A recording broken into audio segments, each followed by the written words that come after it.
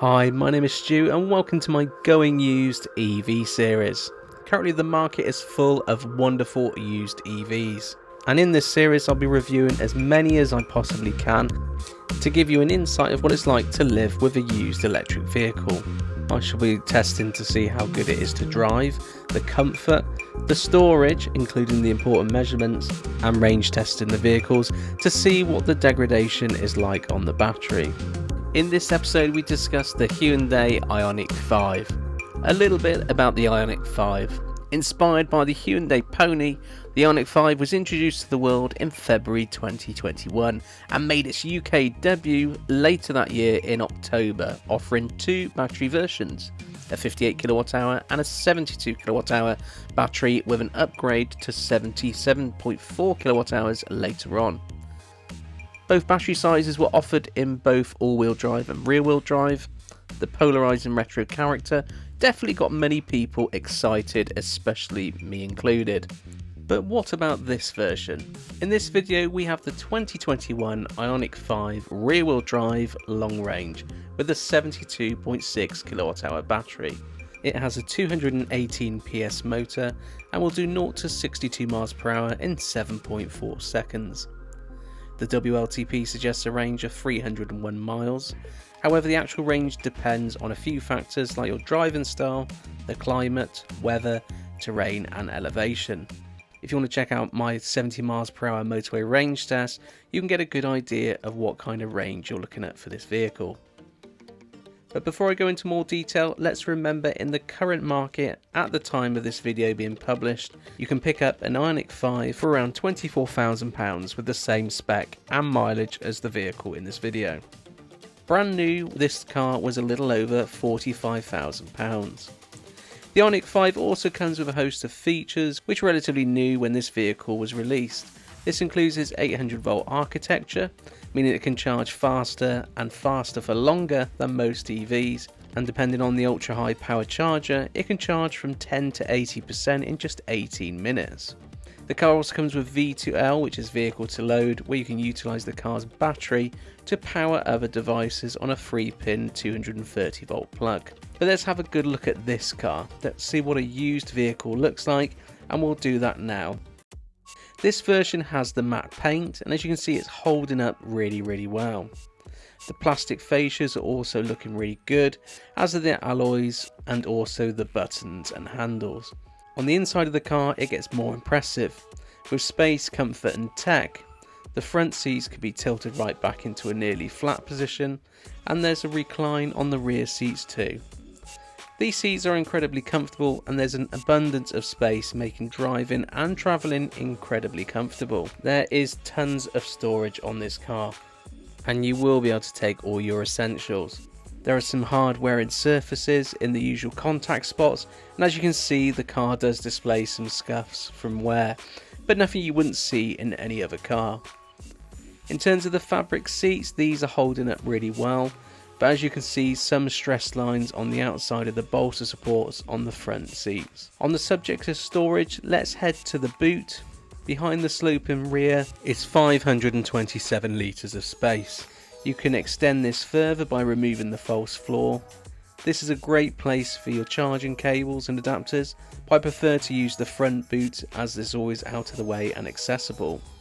You can also fold the rear seats down and expand the space to 1,587 litres. And of course the important measurements, the boot depth is 98 centimetres, the width comes in at 104 centimetres, the height of the parcel shelf is 40 centimetres and the height of the boot is 73 centimetres. The full length for the boot comes in at 184 centimetres. And lastly, across the back seats comes in at 136 centimetres.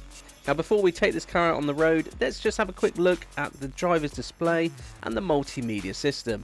All of the controls can be accessed either on the touchscreen display or on the control module below, which for most is very tactile and practical.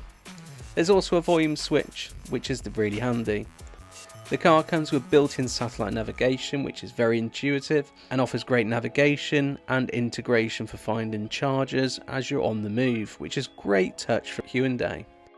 On the efficiency side of things, you have access to driver only HVAC, and if you like to nerd out, you can see all your consumption on the display.